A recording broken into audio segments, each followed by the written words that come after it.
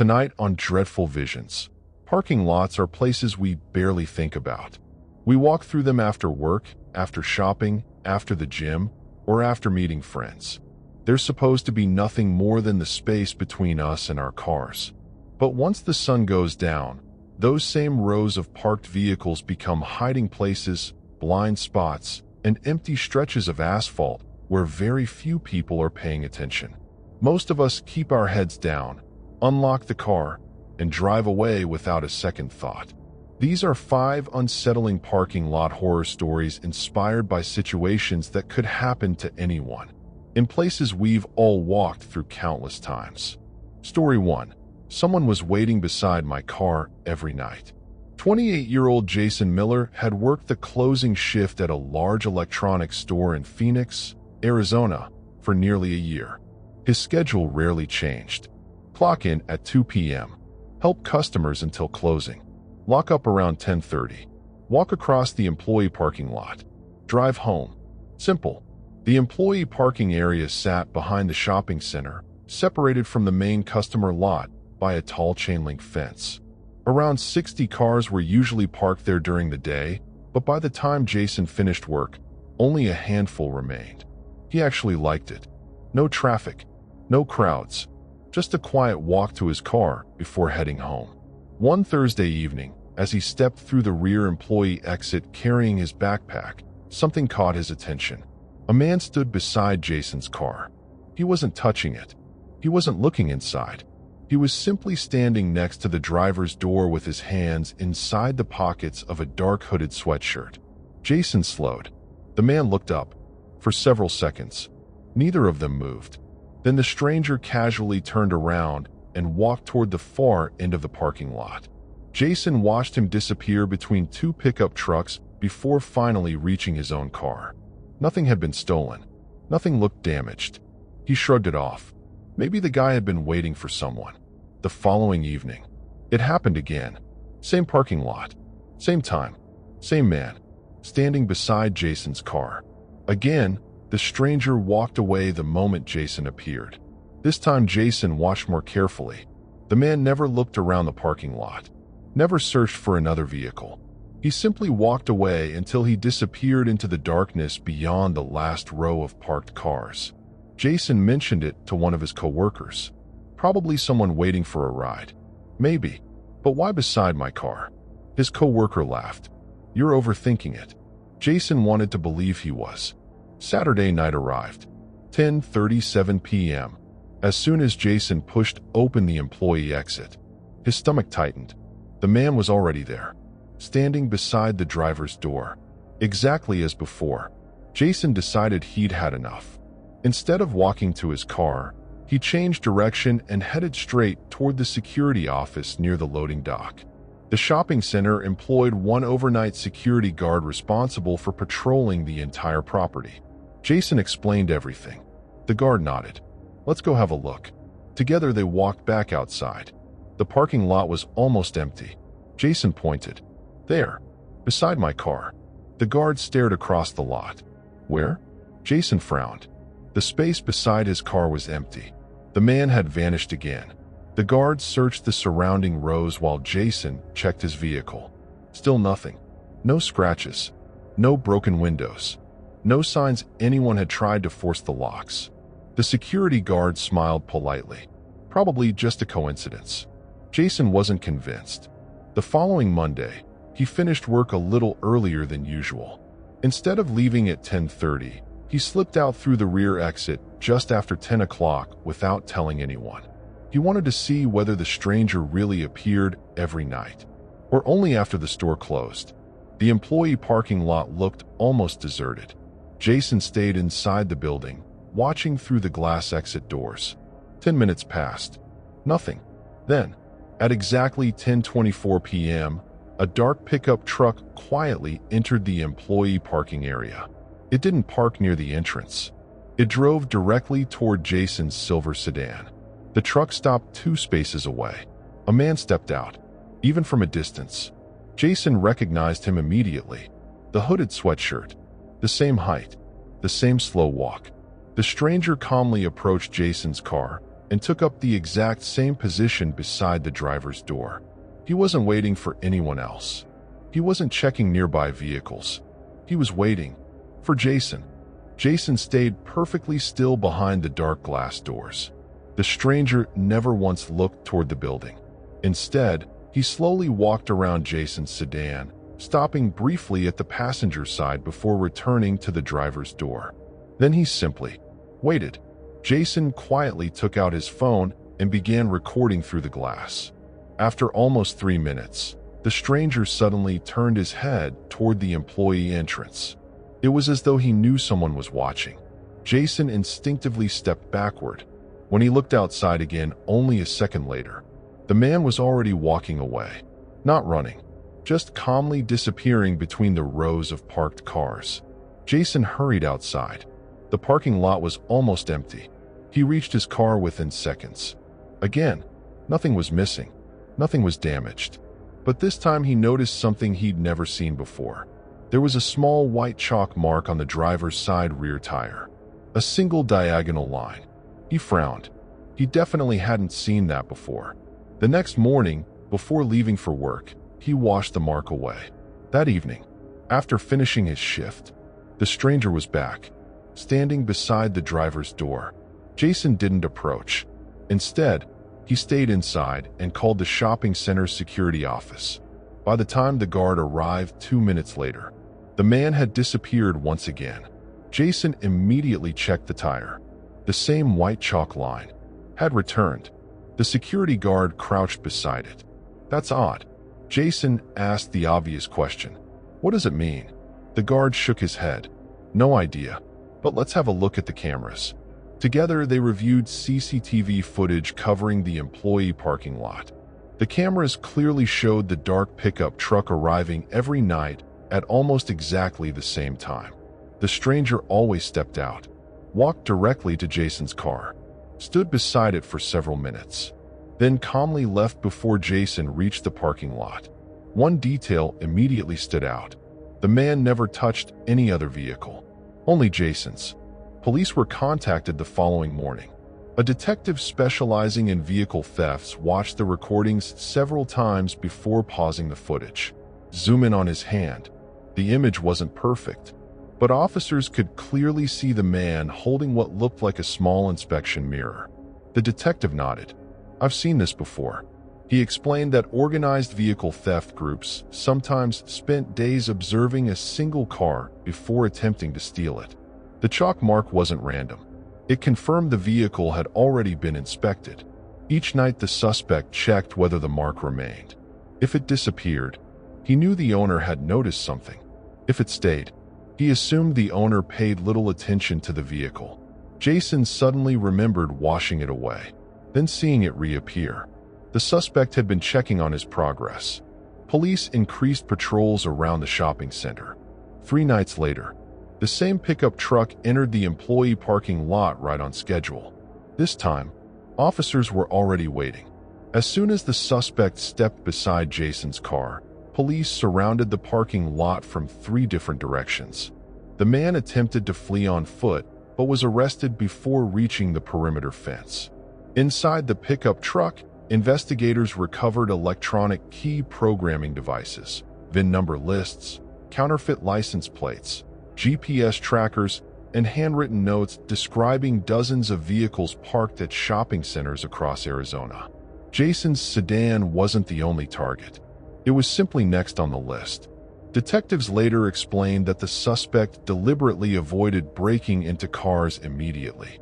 Instead, he spent several nights learning the owner's routine, what time they finished work, whether they walked alone, whether security ever accompanied them, whether anyone paid attention to suspicious activity in the parking lot.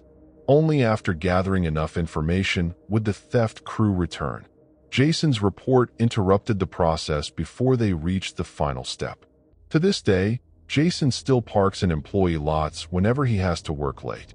But before getting into his car, he always walks one full circle around it, checking the doors, the tires, the mirrors, and especially the ground nearby. Because sometimes, the person standing beside your car isn't waiting for someone. They're waiting for you to stop noticing them. Story 2. The woman walking between the cars wasn't looking for hers. 31-year-old Rebecca Collins had one rule whenever she finished work late: park as close to the entrance as possible. She worked as a pharmacist inside a busy shopping center outside Denver, Colorado, and her shifts often ended around 11 p.m., long after most of the surrounding stores had closed. By the time she locked the pharmacy doors, the huge customer parking lot looked almost abandoned. Only a handful of vehicles remained scattered beneath the tall parking lot lights. Normally, she appreciated the quiet. Until one Wednesday night. Rebecca stepped outside carrying her handbag and lunch bag, unlocked her car from a distance, and began walking across the lot. Halfway there, she noticed a woman. She appeared to be in her 40s. Dark jacket, jeans, long brown hair. She wandered slowly between the parked cars with a confused expression, occasionally looking at different license plates before moving on. Rebecca assumed she'd forgotten where she'd parked. It happened all the time. As Rebecca reached her own car, the woman looked over. "Excuse me, have you seen a silver Honda anywhere around here?" Rebecca looked around. "Sorry, I haven't." The woman smiled politely. "Thanks anyway." Rebecca got into her car and drove home without giving the encounter another thought. The following evening, the woman was back, walking between different rows of parked cars. Again, she appeared to be searching for something. Rebecca found it slightly strange. There couldn't be that many people forgetting where they'd parked 2 nights in a row. Still, she ignored it. Friday night, 11:08 p.m. Rebecca stepped outside. The woman was already there. This time, she wasn't looking at license plates. She was looking at people.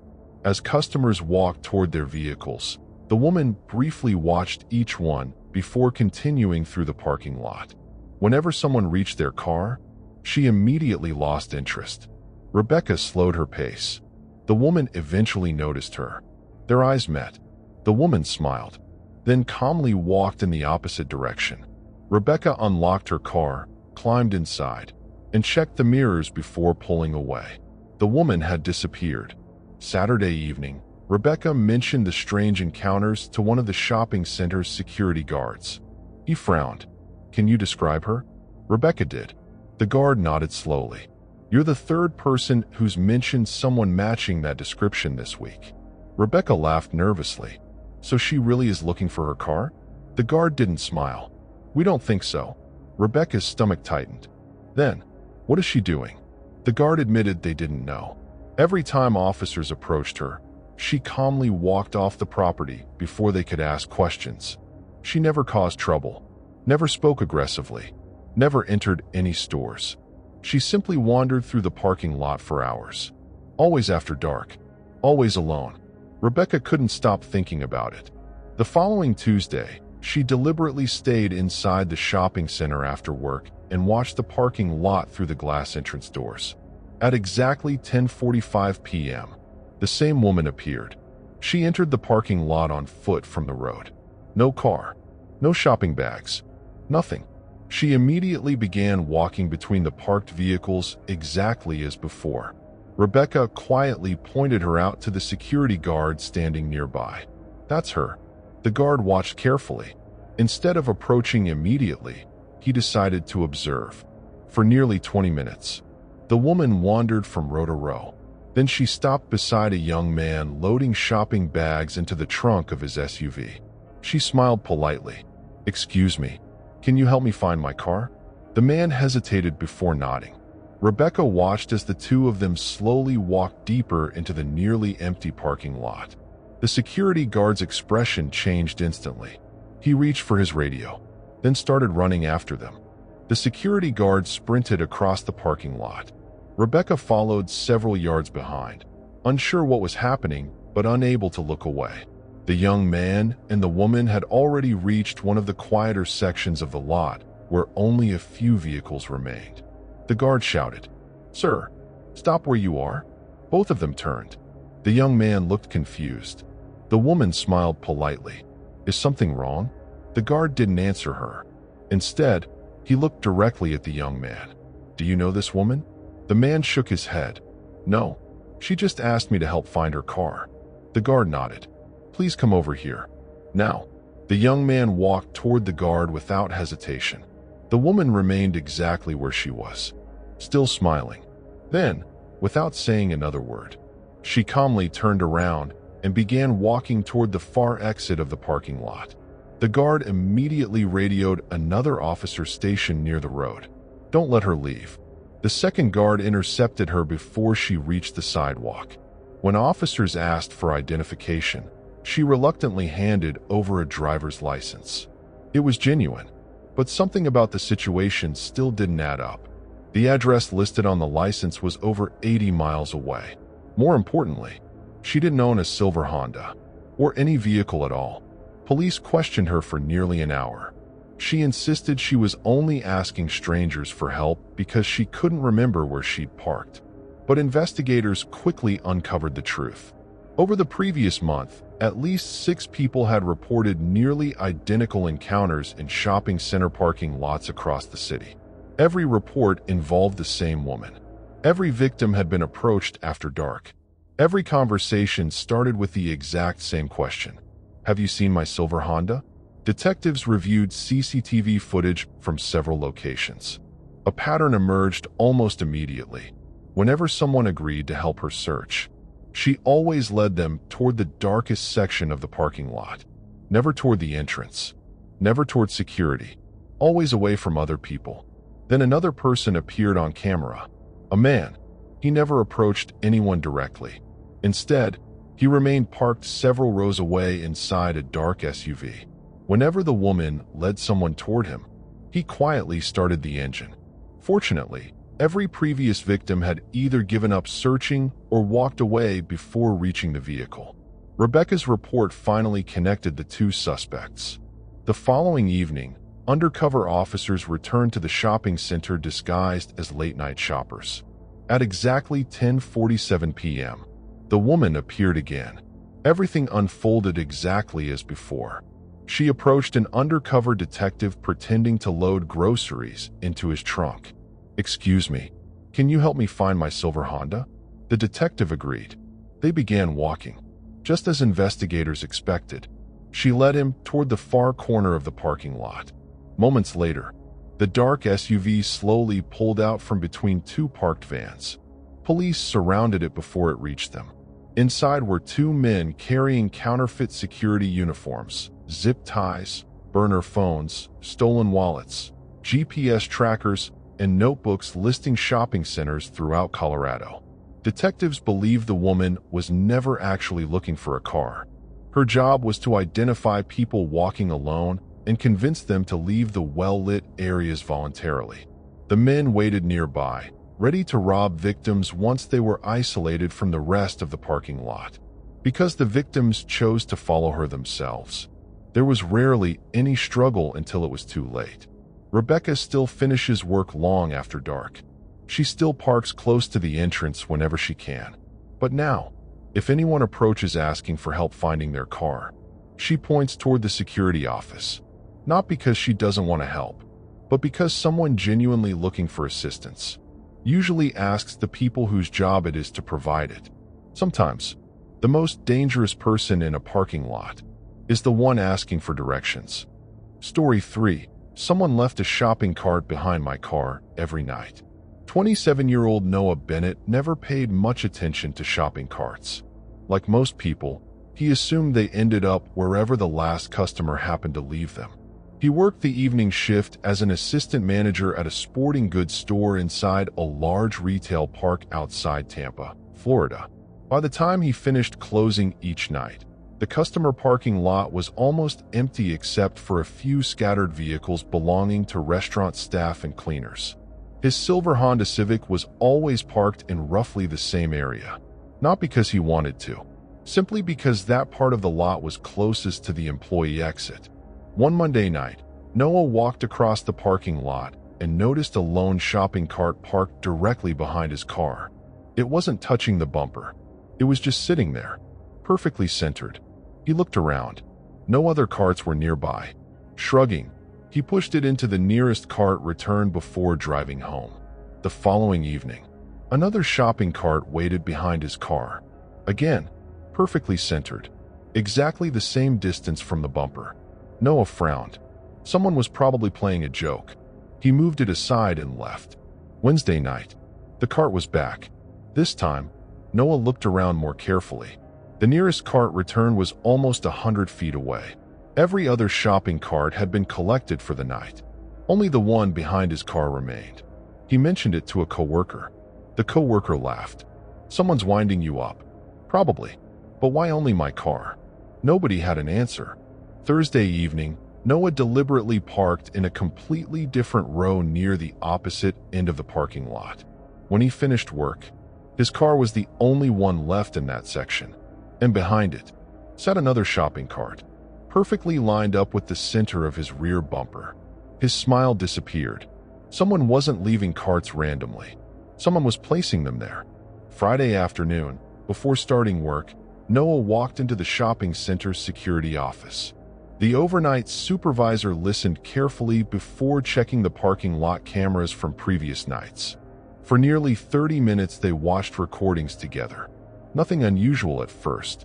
Customers came and went. Employees left after closing. Cleaning crews pushed lines of shopping carts back toward the entrances. Then, around 10:42 p.m., one camera showed a hooded figure pushing a single shopping cart across the almost empty parking lot.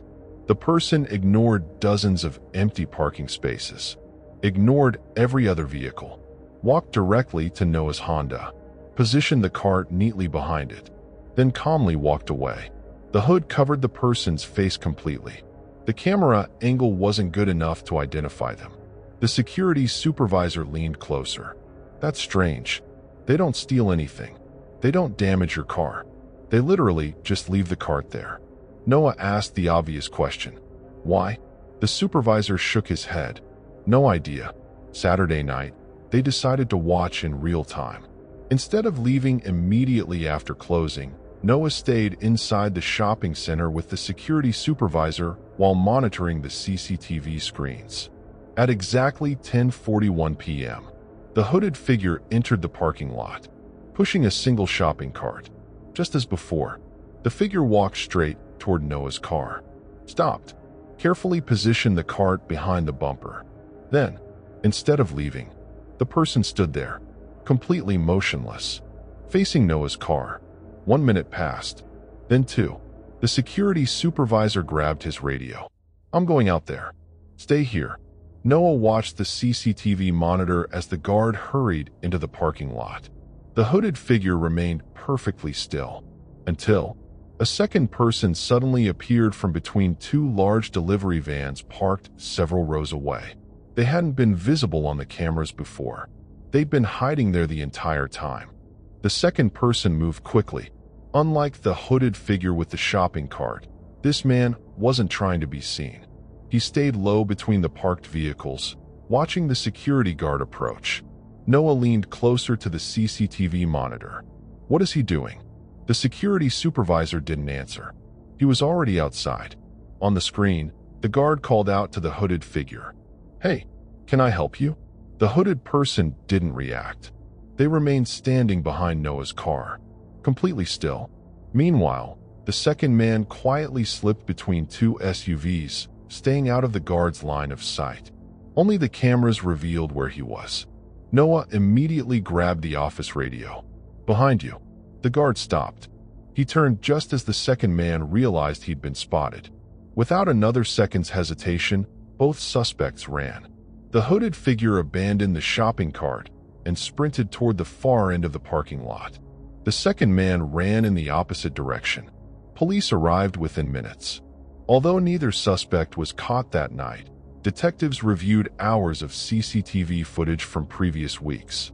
A pattern quickly became obvious. The shopping cart had never been the real objective. It was a signal. Every time the hooded figure placed the cart behind Noah's vehicle, they stood facing the driver's door for several minutes. During that time, the second suspect remained hidden nearby, watching how Noah reacted. Did he check underneath his car? Did he look around before unlocking it? Did he get into the vehicle immediately? Did he leave alone? They weren't targeting the car. They were studying Noah. The shopping cart simply forced him to stop behind his vehicle instead of getting straight into it. That short delay gave the hidden suspect time to observe his routine from a safe distance. Investigators compared reports from other shopping centers across the city. To their surprise, similar complaints surfaced. Different parking lots, different victims, the exact same method. A lone shopping cart positioned directly behind one specific vehicle over several consecutive nights. Most people assumed it was nothing more than an inconvenience. Almost nobody reported it. Police believe the suspects deliberately repeated the routine for days before attempting anything more serious. Then came the breakthrough. 3 nights later, another shopping center reported suspicious activity after an employee noticed someone repeatedly moving shopping carts around the nearly empty parking lot. Officers arrived before the suspects realized they were being watched. Both men were arrested while attempting to position another cart behind a woman's vehicle. Inside their van, detectives recovered binoculars, cameras with telephoto lenses, notebooks documenting employee work schedules, GPS trackers, counterfeit parking permits, and handwritten notes describing dozens of regular shoppers and workers. According to investigators, the suspects specialized in stalking people with predictable routines. They spent several nights learning exactly when victims finished work, whether they walked alone, and whether anyone ever accompanied them to their vehicles. The shopping cart wasn't meant to block the car. It was meant to interrupt the victim's routine. Most drivers instinctively walked behind their vehicle to move it. That single moment often revealed everything the suspects wanted to know. Whether the person remained alert, whether they constantly checked their surroundings, or whether they focused entirely on moving the cart while ignoring everything happening around them. Noah transferred to another store several months later. Even now, whenever he leaves a shopping center and notices something unusual behind his car, a shopping cart, a traffic cone, a cardboard box, anything that shouldn't be there, he never walks straight toward it. Instead, he stops, looks around first, and only then approaches his vehicle. Because sometimes, the object behind your car isn't the reason someone is watching you. It's the excuse they needed to make you stop. Story 4. The security guard told me not to park on level 3. 26-year-old Olivia Parker had been working late at a marketing firm in downtown Seattle for almost 6 months when she began using the same multi-story parking garage every evening. The garage served 3 office buildings and stayed open 24 hours a day. During business hours, it was packed. Hundreds of cars filled every level. People hurried to elevators, and security guards constantly patrolled on foot. After 10 p.m., it became almost silent. Olivia usually left work around 10:45, took the elevator to level 3, unlocked her white SUV, and drove home.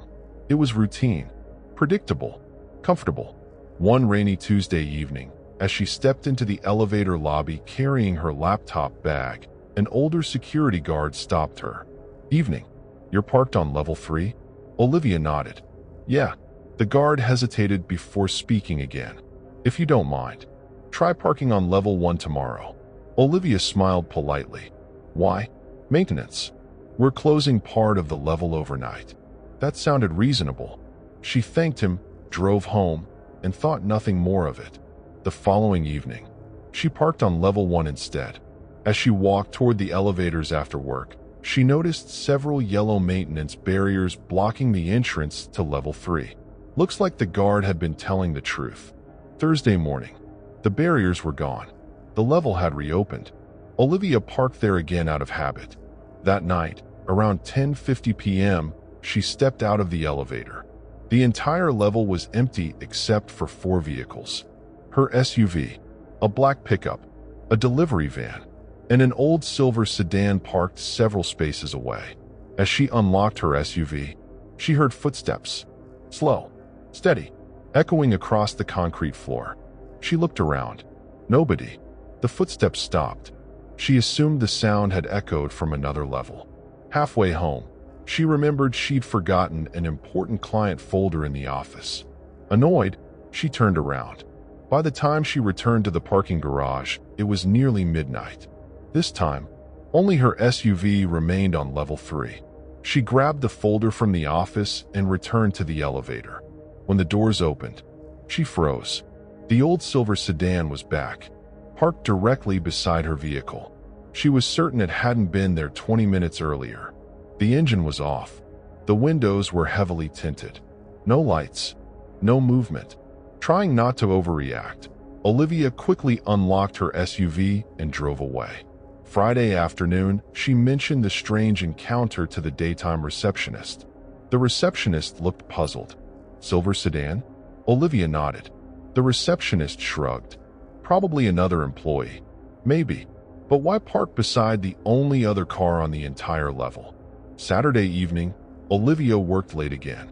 As she entered the parking garage, the same older security guard noticed her. "You're back." She smiled.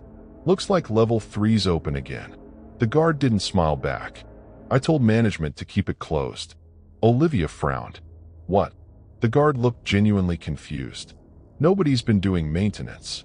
"I only said that because..." He stopped himself. "Because what?" The guard glanced around the empty lobby before lowering his voice. "Over the last month, 3 people have reported someone sitting inside a silver sedan on level 3 after midnight. Every report describes the same thing. The car parks beside the last vehicle left on the floor. Then, it just waits." Olivia felt the hairs on the back of her neck stand up. She quietly asked the question she was already afraid to hear. "Did anyone ever see who was inside?" The guard nodded slowly. "Only once. According to the employee who reported it, the driver's seat was empty." Olivia stared at the security guard. "The driver's seat was empty?" The guard nodded. "That's what he swore he saw. He was walking toward his car after finishing the night shift when he noticed the silver sedan parked beside it. He looked through the driver's window. Nobody.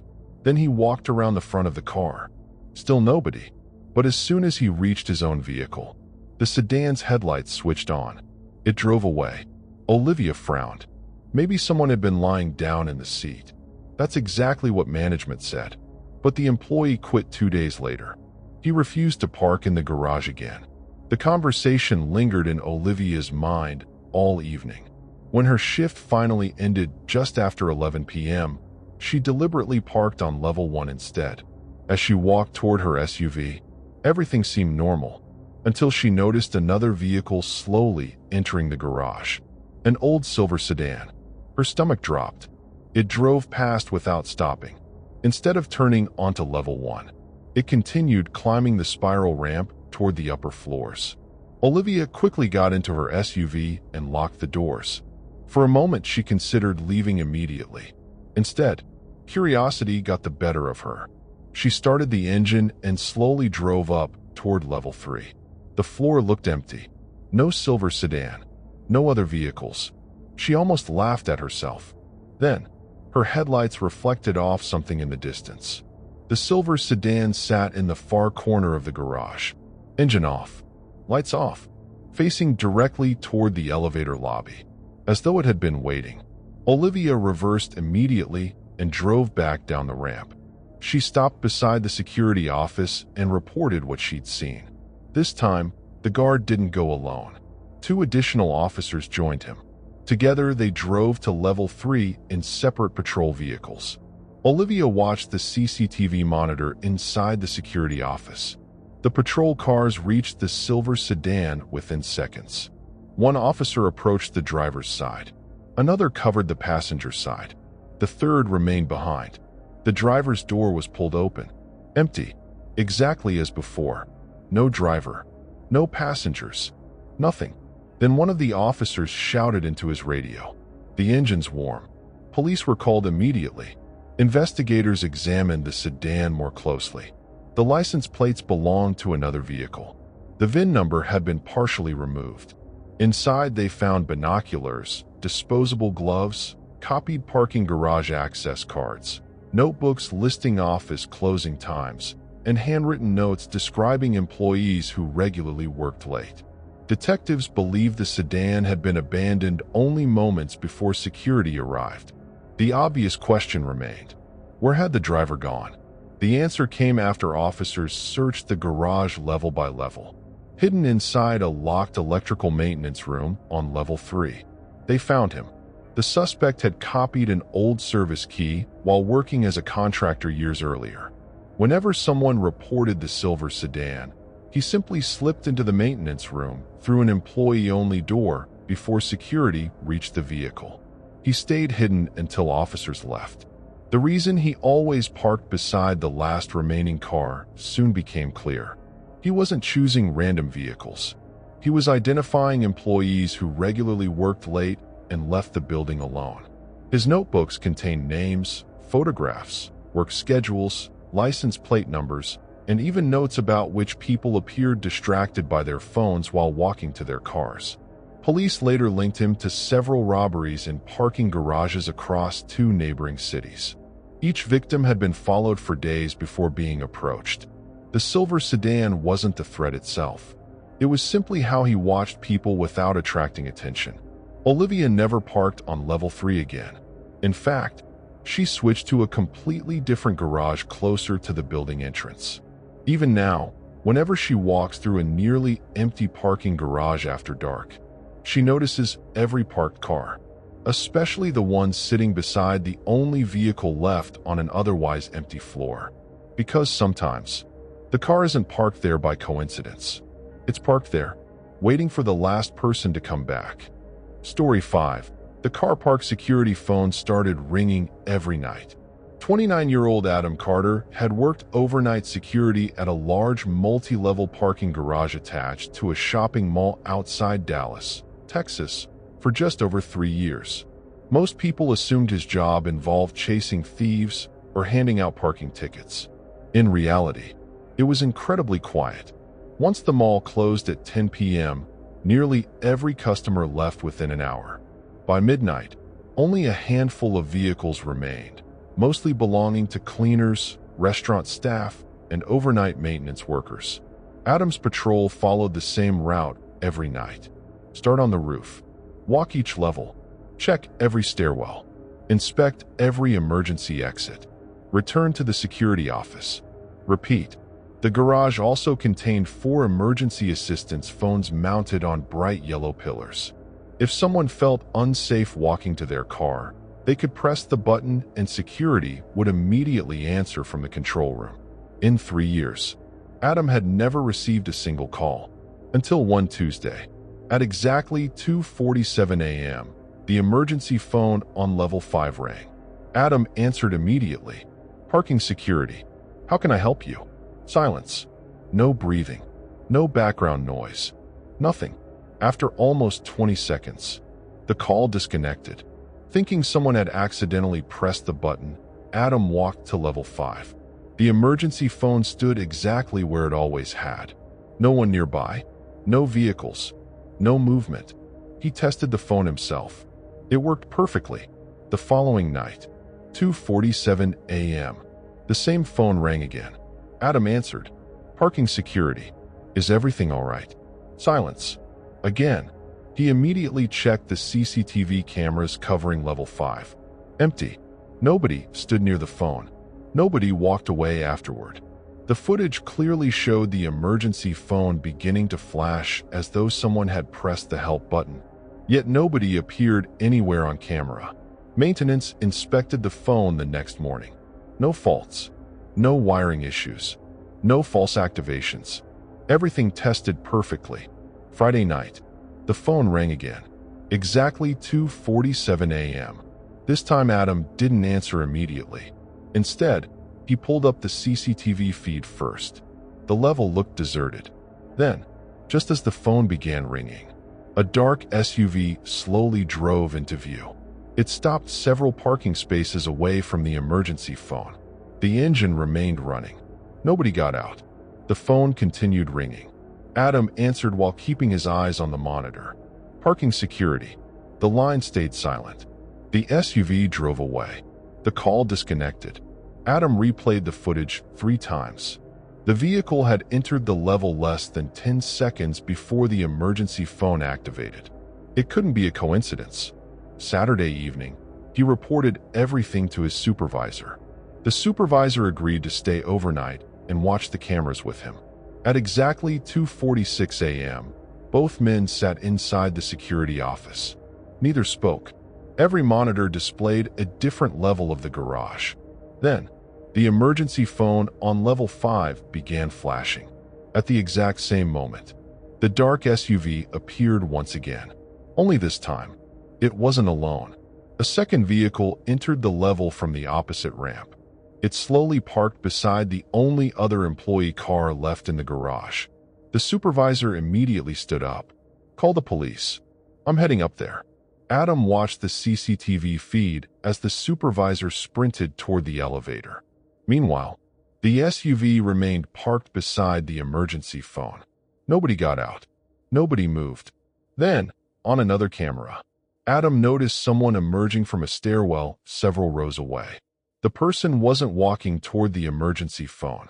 They were walking toward the employee's car. Adam immediately grabbed the security radio. Level 5. Possible vehicle break-in in progress. The supervisor acknowledged while running toward the elevator. On the CCTV monitor, the hooded individual continued walking calmly toward the employee's sedan. The dark SUV remained parked beside the emergency assistance phone with its engine idling. Everything suddenly made sense. The phone call wasn't asking for help. It was creating a distraction. Anyone working security would naturally focus on the emergency phone first. Meanwhile, the real target sat several rows away. Adam switched to another camera. The hooded suspect reached the employee's car and crouched beside the driver's door. Within seconds, another person stepped quietly out of the dark SUV. The two suspects never looked at each other. They didn't need to. They'd clearly done this before. The supervisor burst onto level 5 just as the second suspect reached the employee's vehicle. Police had already been dispatched, but they were still several minutes away. The supervisor shouted, "Security!" Both suspects immediately scattered. The hooded man sprinted toward the emergency stairwell while the second suspect jumped back into the SUV. The vehicle accelerated toward the exit ramp. Adam watched every second through the cameras. Instead of following the SUV, the supervisor chased the hooded suspect on foot. The man disappeared into the stairwell. Seconds later, another camera captured him exiting onto level 3. Then level 2. He was moving through the building using the emergency stairs, carefully avoiding the main ramps where police would likely enter. Fortunately, the cameras showed exactly where he was going.